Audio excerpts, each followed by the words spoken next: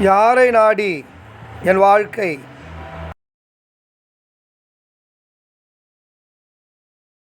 தேவனுடைய பரிசுத்த நாமத்திற்கு என்றும் சதா காலங்களிலும் மகிமை உண்டாவதாக. கூடி வந்திருக்கிற அனைவருக்கும் அவர் இயேசு நாமத்தினாலே வாழ்த்துக்களை வணக்கங்களும் தெரிவித்துக் கொள்கிறேன். நாம் இந்த நாளிலே தெரிந்து கொண்டிருக்கிற தேவனுடைய ஆலோசனை என்னவென்று சொன்னால் ஒரு வாசிக்க வழியாக பெற்றுக் கொள்கிறேன். கலாத்தியர் 1:10 நான் மனுஷரையா தேவனையா யாரை நாடி போதிக்கிறேன். இங்க நான் என்ன கவனிக்கிறோம் என்று சொன்னார், யாரை நாடி என்னுடைய வாழ்க்கை நான் முன்னெடுத்து சொல்கிறேன். யாரை நான் முன்னேற வைத்து நான் பின்னாக செல்கிறேன். அதில் வாழ்க்கை யாரை சார்ந்து இருக்கிறது, யாரோடு ஒத்துப்போக வேண்டும் என்று நான் விரும்புகிறேன்.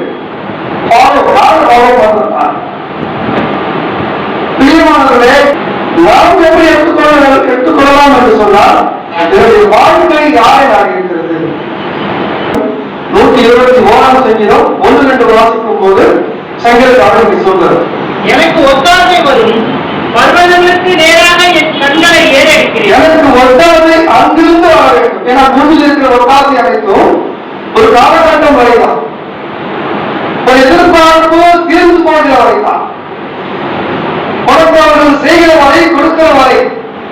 அந்த அன்பை அற்று போய்விட்டது என்று சொன்னால் உனக்கு அங்கிருந்து ஒத்தாசை வராது. ஆனால் பிதாவாகிய தேவனுடைய ஒத்தாசை எப்படி என்று சொன்னால் அது நித்திய காலமாக இருக்கத்தக்கதாக அதை தாவீது கண்டுபிடிக்கிறார். அதனால்தான் அவர் சொல்றார், எனக்கு ஒத்தாசை ஒரு பர்வதங்களுக்கு நேராக என் கண்களை கண்டிருக்கிறேன். எங்கிருந்து வர வேண்டும் ஒருத்தர் ஒத்தாசை என்று சொன்னால் வானத்தையும் பூமியும் உண்டாக்கிய கர்த்தரிடத்திலிருந்தே இந்த உலகத்தை படைத்தவர்களுக்கு வர வேண்டும். படைக்கப்பட்ட மனிதனிடத்தில் அல்ல, படைக்கப்பட்ட மனிதனிடத்தில் வந்தால் அவன் எதிர்பார்ப்பான். படைத்தவர்களிலிருந்து வந்தால் அது எதிர்பார்க்க மாட்டான். ஏன்னு சொன்னால் நம்மிடத்தில் தான் எதிர்பார்ப்பு இருக்குமே தவிர அவரிடத்தில் அது இருக்காது. எனவே தான் சொல்கிறார், நான் அவரை தான் இருக்கிறேன். பூமியில் இருக்கக்கூடிய நீங்களும் கூட கிறிஸ்துக்குள்ள கீழ்பட்டிருக்கிற சத்தியத்தின்படி வாழக்கூடிய கிறிஸ்துவின் சபையாகிய நாம் நம்முடைய நாடு எப்படி இருக்க வேண்டும் என்று சொன்னால் நான் அவரை நாடி இருக்கிறேன். அவரை ஃபாலோ பண்ண வேண்டும். அவர் மூலமாக கொடுக்கப்பட்ட இயேசு கிறிஸ்து அவரை ஃபாலோ பண்ண வேண்டும். அவரின் மூலமாக கொடுக்கப்பட்ட வார்த்தையை ஃபாலோ பண்ண வேண்டும். அதாவது தேவன் சொல்றார், யாரை நாடி இந்த உலகத்தை நீங்கள் நாட வேண்டாம் என்று தெளிவான விதம் நமக்கு சொல்கிறது. 1-2 நாம் வாசிக்கும் உலகத்தில் உள்ளவைகளில் அன்பு கூறாதிருங்கள். ஒருவன் உலகத்தில் அன்பு கூர்ந்தால் அவரிடத்தில் பிதாவின் அன்பு இல்லை. உற்று நோக்க வேண்டாம், கவனிக்க வேண்டாம், அதை நீங்கள் இச்சிக்க வேண்டாம். உலகத்தில் உள்ளவைகள் தேவனால் உண்டானதல்ல, அது யாரால் உண்டானது? பிசாசினாலே உண்டானது. மாம்சத்தின் இச்சையும் கண்களின் இச்சையும் ஜீவனத்தின் பெருமையுமாகிய உலகத்தில் உள்ளவைகள் எல்லாம் பிதாவினால் உண்டானவைகள் அல்ல, அவைகள் உலகத்தினால் உண்டானவைகள். உலகத்தில் தானா உண்டாயிடுச்சா? இதுதான் என்ன சொல்றான், பிதாவினால உண்டானவைகள் அல்ல, இதெல்லாம் தானம். படைக்கப்பட்ட படைப்புகளை பரிசுத்தவான்கள் சொல்லவில்லை. முரண்பாடாக வேதம் பேசாது. ஆனால் எதையோ உள்ளே வைத்திருக்கிறது என்பதை மட்டும் நாம் புரிந்து கொள்ள வேண்டும். எப்படி என்று சொன்னால் புத்தகம் 7ஆம் அதிகாரம் 29 வாசிக்கும் போது என்று சொல்கிறார், இதோ தேவன் மனுஷனை செம்மையானவனாக உண்டாக்கினார்.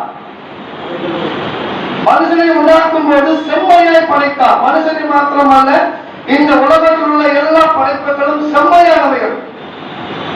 மனுஷனையும் செம்மையானவனாக படைத்தான். ஆனால் அவன் என்ன செய்தான்? அநேக உபாய தந்திரங்களை அவன் தெரிந்து கொண்டான். அப்படியானால் உபாய தந்திரங்கள் மட்டும் இது பிசாசினாலே உண்டானது, படைப்புகள் அல்ல. அப்ப யோவானிலே சொல்ற காரியம் என்னவென்று சொன்னால், இது உலகத்திலே உண்டானது தவிர தேவன் இந்த கேடுபாடுகளை தேவன் உண்டாக்கவில்லை. தேவன் ஆதாமை படைக்கும் போது எப்படி படைத்தார் என்று சொன்னால் சுத்தமாய் படைத்தார். தேவன் படைக்கும் போது சுத்தமாய் படைத்தார். அதனால்தான் சொல்றாரு, தேவன் அசுத்தத்திற்கு அல்ல உங்களை சுத்தத்திற்கு அழைத்தார் என்று சொன்னார். தேவன் அசுத்தம் அல்ல, அவர் சுத்த தேவனையை பாராத சுத்த கண்ணன். எனவே நான் இந்த பூமியை தேவன் நன்மையாக படைத்தார், பூரணமாக படைத்தார், போதித்து போகும்படியாக படைத்தார். ஆனால் இவன் தான் அநேக கேடுபாடுகளை இவர் கொண்டு வந்தார். ஆரம்பம் தொடங்கி பூமியை பாழாக்கினார். ராஜாங்க வாசிட்ட சங்கீத வசனத்தில் 8ஆம் அதிகாரத்துல என்ன சொல்றாரு? 1-2 நீங்க வாசித்து பாருங்கள். தேவன் எப்படி பண்றார்? சகலத்தையும் படைத்தார், நேர்த்தியாக படைத்தார், மனிதன் அதை ஆண்டு கொள்ளும்படியாக படைத்தார். என்னென்ன? மிருகத்தையும் மரம் செடி கொடியையும் நீர்வாழ் மச்சங்களையும் அனைத்தையும் தேவன் படைத்து மனிதன் கையிலே ஒப்படைத்தார். ஆனால் மனிதனோ என்ன செய்தாரா? மனுஷனை நீர் நினைக்கிறதற்கும் மனுஷகுமாரனை நீர் விசாரிக்கிறதற்கும் அவன் எம்மாத்திரம். இதை நாம் கவனித்துக் கொண்டே வரும்போது என்ன சொல்கிறார் என்று சொன்னால், இவைகளை எல்லாம் தேவன் படைத்து மனிதனை நினைப்பதற்கு அவன் எம்மாத்திரம், இவையெல்லாம் நீ ஆண்டு கொள்ளும்படியாக படுத்தி இன்னும் அவனுக்கு அது கீழ்ப்படியவில்லை. இவை அனைத்தும் அவனுக்கு கீழ்ப்படியும்படியாக செய்தீர், இன்னும் அவனுக்கு கீழ்ப்படியவில்லை.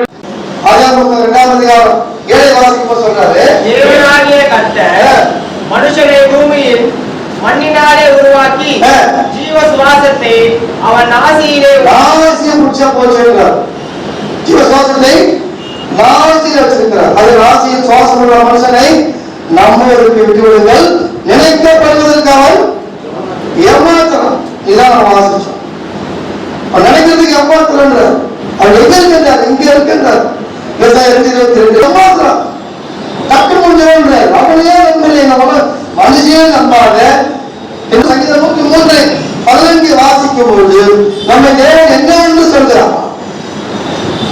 103:14 நம்முடைய உருவம் இன்னதென்று அவர் அறிவார், நாம் மண்ணென்று நினைவு கூறுகிறார். அவர் யாரும் சொல்றார்? நம்மை மண்ணாங்கட்டின்னு சொல்றார். எல்லாம் என்ன பண்ணுவோம்? ஆனால் தேவன் உண்மையிலே மண்ணாங்கட்டி தான் படிச்சிருக்கிறார்.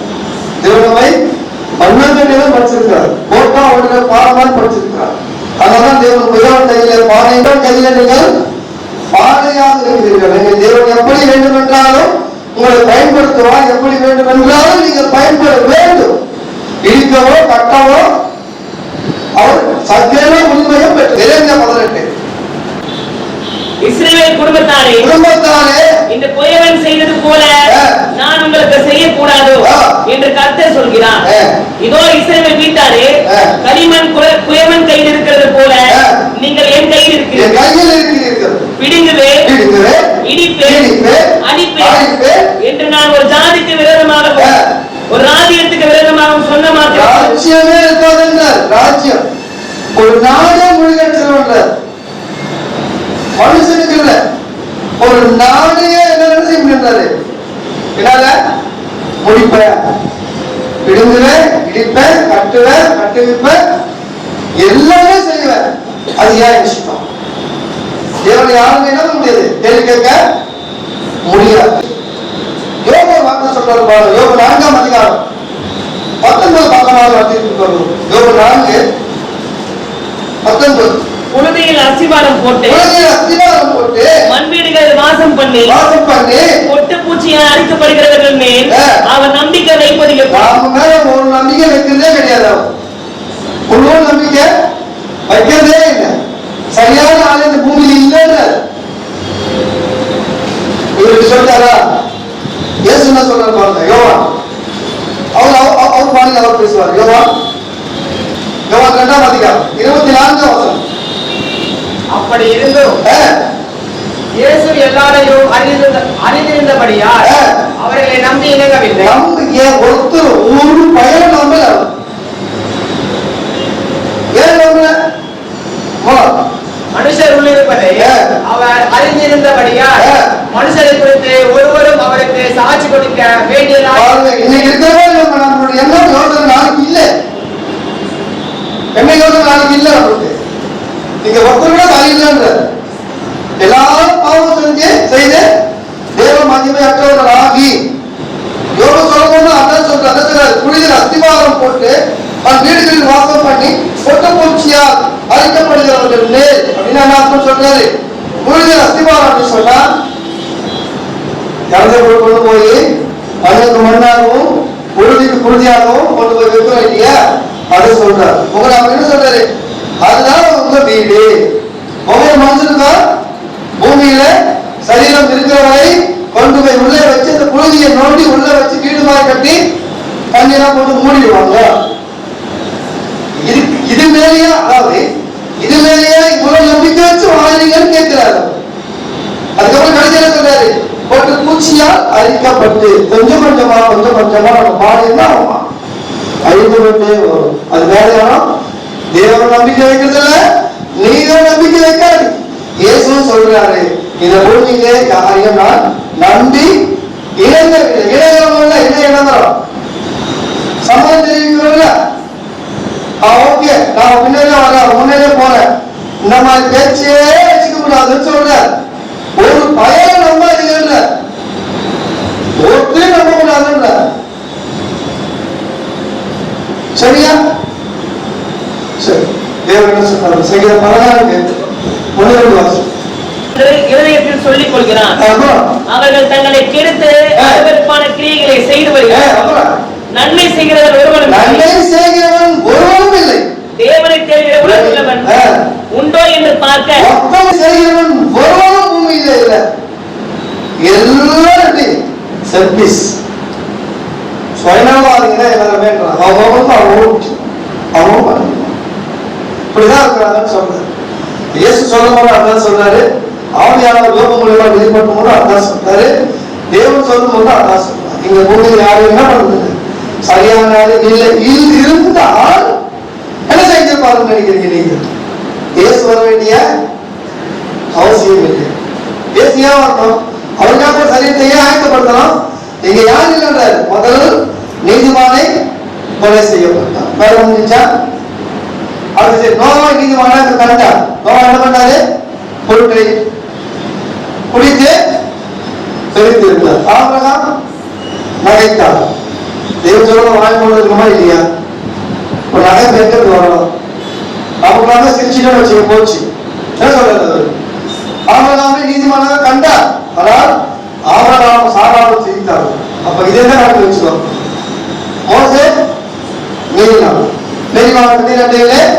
என்ன செய்தான்?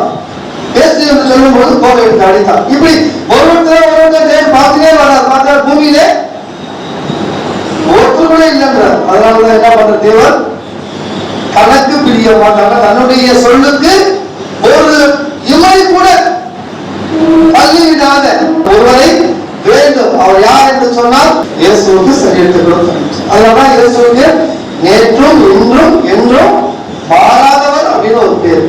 மனதோடு விசுவாசிக்க வேண்டும். இயேசு கிறிஸ்து மூலமாக கொடுக்கப்பட்ட அப்போஸ்தலர் உபதேசத்தை நாம் கை கொண்டு அதை பின்பற்ற வேண்டும். இதுதான் நாம் செய்ய வேண்டிய கடமை. அப்ப என்ன சொல்றாருன்னா, தேவனை நாடு இருந்தது. தேவனை நாடும் பொழுதுதான் என்ன நடக்குமா? நமக்கு ஆசீர்வாதங்கள் நடக்கும். பிரியமானது மனுஷனையா தேவனையா? யாரை பிரியப்படுத்த? எதிரே 11ஆம் அதிகாரம் 5ஆம் வசனம். விசுவாசத்தினாலே ஏனோக்கு மரணத்தை காணாதபடிக்கு எடுத்துக் கொள்ளப்பட்டான். தேவன் அவனை எடுத்துக்கொண்டபடியினாலே அவன் காணப்படாமல் போனான். அவன் தேவனுக்கு பிரியமானவன் என்று அவன் எடுத்துக் கொள்ளப்படுவதற்கு முன்னமே சாட்சி பெற்றான். என்ன சொல்கிறான் என்று சொன்னால், தேவனுக்கு பிரியமானவன் யார்? தேவனோடு சஞ்சரித்தான். அவன் மதத்தில் வாசிக்கும் போது என்ன செய்கிறோம் என்று சொன்னால், யாரை பிரியப்படுத்த இந்த வாழ்க்கை. அதனால சொல்ற வாசி பார்த்தீங்கன்னா மனுஷரையா தேவனையா யாரை நாடி போதிக்கிறேன் மனுஷரையா பிரியப்படுத்த யாரை பிரியப்படுத்த பார்க்கிறேன். மனுஷரையா பிரியப்படுத்த பார்க்கிறேன். மனுஷரை பிரியப்படுத்தினால் நான் இன்னும் மனுஷரை பிரியப்படுத்துகிறவனா இருந்தால் நான் கிறிஸ்துவின் ஊழியக்காரன் அல்லவே. அப்ப நான் யாரை பிரியப்படுத்தணும்னு சொன்னா, நீங்க பூமியில நீங்க என்ன பிரியப்படுத்தினாலும் ஒரு நிறைவாக 7ஆம் அதிகாரம் நம்மில் ஒருவனும் தனக்கென்று பிழைக்கிறதும் இல்லை, ஒருவனும் தனக்கென்று மறிக்கிறதும் இல்லை. யாருக்கும் ஒருவருக்காக நீங்க வாழ்ந்துருக்கணும், யாரையும் ஒருத்தர் பிரியப்படுத்த போறோம். யாருக்கேனும் நீங்க நான் எனக்காக வாழல, வேற யாருக்காக வாழ, என் மனைவி அம்மா, என் பிள்ளைகளுக்காக வாழ, அம்மா அவங்களுக்கு என்ன சொல்றாங்க, என் கணவருக்காக. அவனை இங்கதான் என்ன பண்றாங்க, உறவுகளெல்லாம் நான் நீங்க யாருக்காக வாழ்கிறேன் சொன்னால் யாரும் ஒருத்தர் காட்டிட்டே இருப்போம். ஆனா நீங்க யாருக்காக வாழ வேண்டிய அவசியம் இல்லை. நாம் பிழைத்தாலும் கர்த்தருக்கென்று பிழைக்கிறோம், நாம் மரித்தாலும் கர்த்தருக்கென்று மரிக்கிறோம். ஆகையால் பிழைத்தாலும் மரித்தாலும் நாம் கர்த்தருடையவர்களாய் இருக்கிறோம். யாருக்காக இங்க வாழ வேண்டும் என்று சொன்னால் இதோ தேவனுக்காக வாழ வேண்டும், உபதேசத்துக்காக வாழ வேண்டும், நித்தியத்திற்காக வாழ வேண்டும். நீங்க என்ன அன்பு செலுத்தினாலும் சரி, அது கொஞ்சம் தூரம் இருந்தால் போகும். நீங்க தேவனை பிரியப்படுத்தினார்கள், அவர் பதில் செய்வான். எதிர்பார்க்கிற நேரத்தில் பதில் செய்ய நீங்க வராது. நீங்க பார்த்துருக்கீங்களா? அப்பதான் வரைக்கும் கேட்போம், இனிமேல் பார்த்துக்கலாம். இதெல்லாம் நான் எவ்வளவு நம்பிக்கை வச்சிருந்தேன். நான் இனிமேல் நான் யாருன்னு கேட்போம் இல்லை. தேவன் வருவான் போவான். காயிலே ஆகவே என்ன செய்தான்? நீ இல்லைன்னா கூட தேவன் சார், அது ஒன்றும் தெரியாது. யாரை நீ ட்ரஸ்டி பண்ணது யாரு? தேவனை. நீ யாரை நீ பிரியப்படுத்தின? தேவனை பிரியப்படுத்த. நீ வாழும் பொழுது தேவனை பிரியப்படுத்தி வாழ்ந்திருந்தா தேவனை பிரியப்படுத்துவான். அப்ப நான் யாரை பிரியப்படுத்தணும் தெரியாமல இங்க பிரியப்படுத்துகிறேன். உன்னை பிடிப்பதில்லை, நீ தேவனை பிடித்திருக்க வேண்டும். நீ தேவனை பிடித்திருக்க வேண்டும். நீ தேவனை பிடிக்கும் பொழுது நீ எப்போது கருத்தை விடுகிறாயோ அப்போ தேவன் உன்னை பிடித்து பிடிக்க வேண்டிய நேரத்தில் நீ பிடிச்சிருந்தா உன்னை பிடிக்க வேண்டிய நேரத்தில் அவர் பிடிச்சிருப்பார். நீங்க இப்படி பிடிச்சிருவாங்க, அவருக்காக இப்படி பிடிச்சிருக்கும், இப்படிதான் இருக்கும். அதுதான் இப்படி வாழும் இடத்துல எல்லாம் பாட்டை விட்டுட்டு கடைசியில் தேவனை பிடிப்பார் என்று சொன்னா தேவன் என்ன பண்ண மாட்டான். காலம் உட்காரு தெரியல, ஒரு போட்டோ உட்காந்து வியாபாரம் உட்காந்து வந்தது வந்து சார் ஒரு கேஸ் எடுத்துக்கிறதுல தீர்ப்பு கொடுக்கறதுக்கு காலையில் அவர் என்ன பண்ணுவாரு, அவர் நிற்பார். ஜட்ஜுபா தீர்ப்பு ஒரு தீர்ப்பு இன்னைக்கு சொல்லுவார்.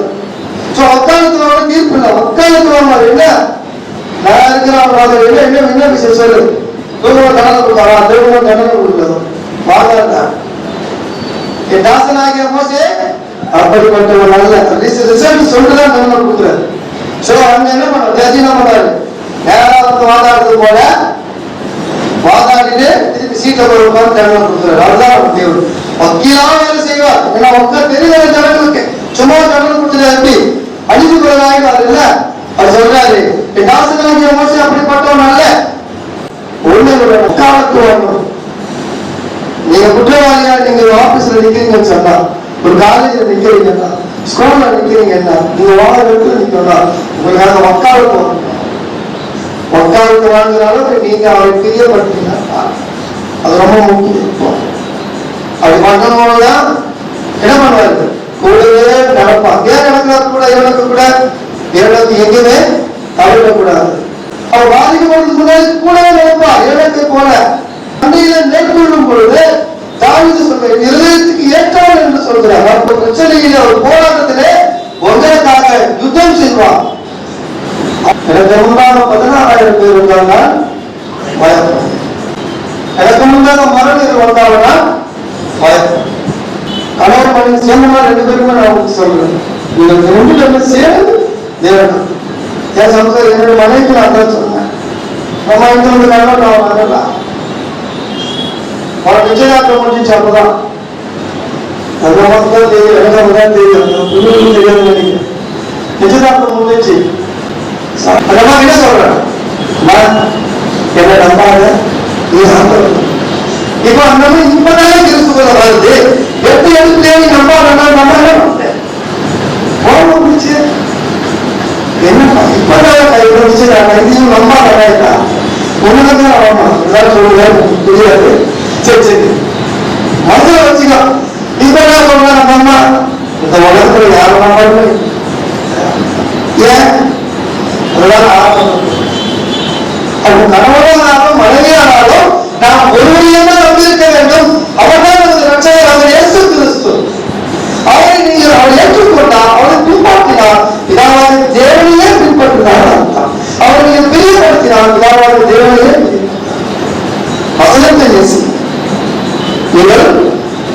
நேசி, வசனத்திலே அன்பு செலுத்துங்க. வசனம்தான் உங்களை பாதுகாக்கப்பட. நான் உலகத்தை நாடி அல்ல, உலக மக்களையும் உலக பொருளையும் அல்ல, நான் தேவனை நாடி, வேதத்தை நாடி, அவன் இயேசுவை நாடி, பரிசுத்த ஆவியானவர் மூலம் கொடுக்கப்பட்ட உபதேசத்தை நாடி பிரியப்படுத்த என்று சொன்னால், இந்த உலகத்தில் இருக்கக்கூடிய ஒருவர்களை பிரியப்படுத்த அல்ல. போயவே கட்டிப்பிடிச்சுக்கிறத பிச்சை போடும், தினாவான பிச்சை, தினாவான வீரா, தினாவான பொருள், பொருளை கட்டி பிடிச்சிக்கிறது இல்ல. இதையா மணி, இதையா கலவு, அதை கட்டி அதை பிடிச்சிக்கிறது இல்ல. ஐயோ அழைக்க வேண்டியதா போனீங்கள, மொட்டை கொடுக்க வேண்டியதா, அதனால அதுக்குள்ளே வாழ்க்கை இல்ல. சபை இருக்கு, பைபிள் இருக்கு, சத்தியம் இருக்கு.